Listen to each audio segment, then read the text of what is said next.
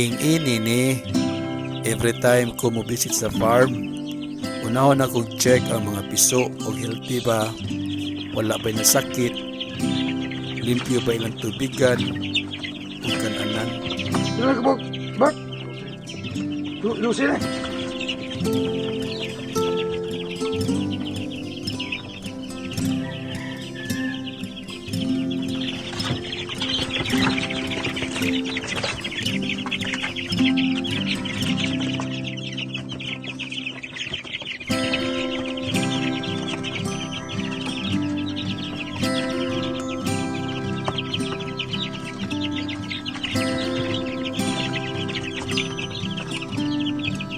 Dagko ni bilbilo eh, kuan. Kani ang kadua ni.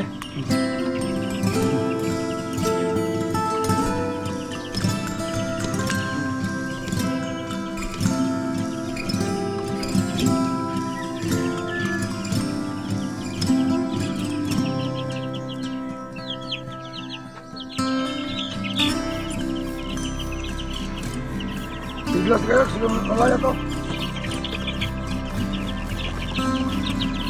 Pero tani mo na ikaw, butang si Renz.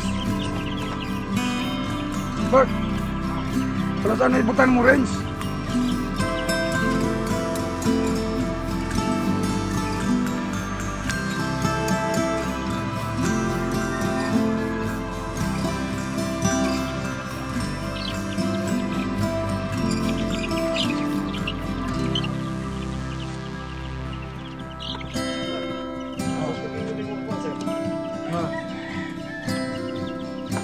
Asa.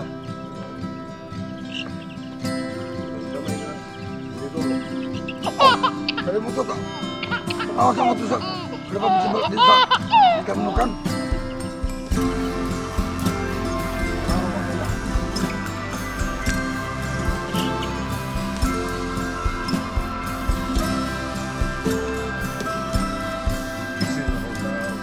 Oh, wala.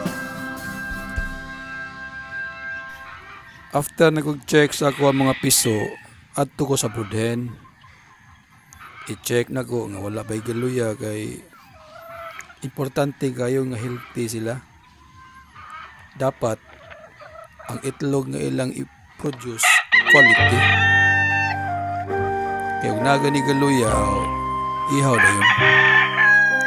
Aron dili mo takod ba sa lain.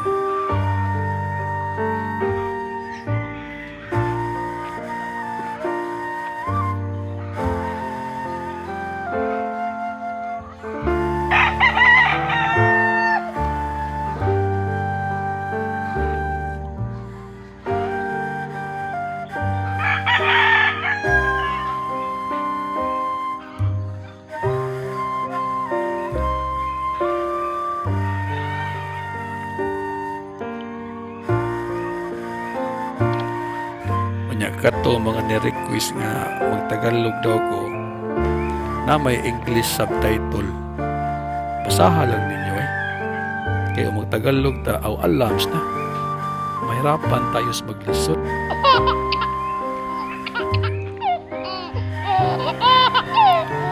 Pero magkaintindi tayo eh ng Tagalog eh.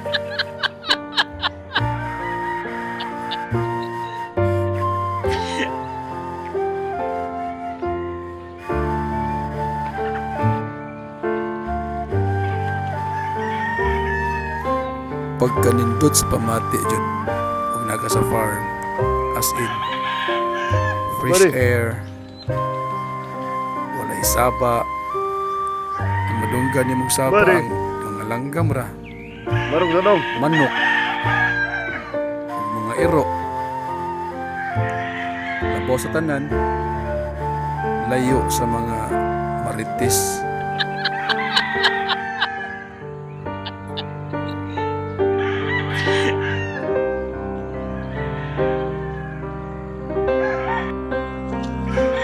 Then, I check the cockerels para pawala sa kakapoy. Simple lang good ang kinagbuhis bukid. Simple living.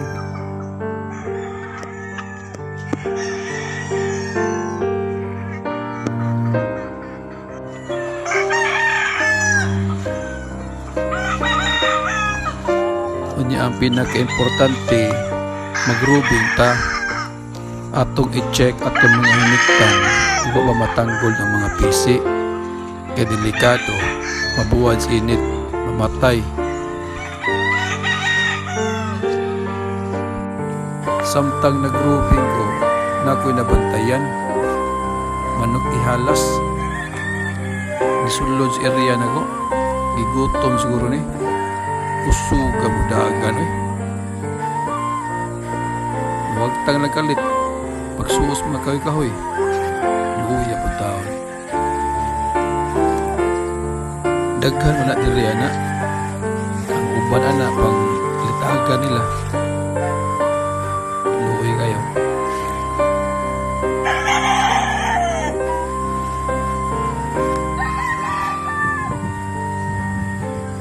Wala yung lugar makapalipay na ko. Kini ra gyud farm.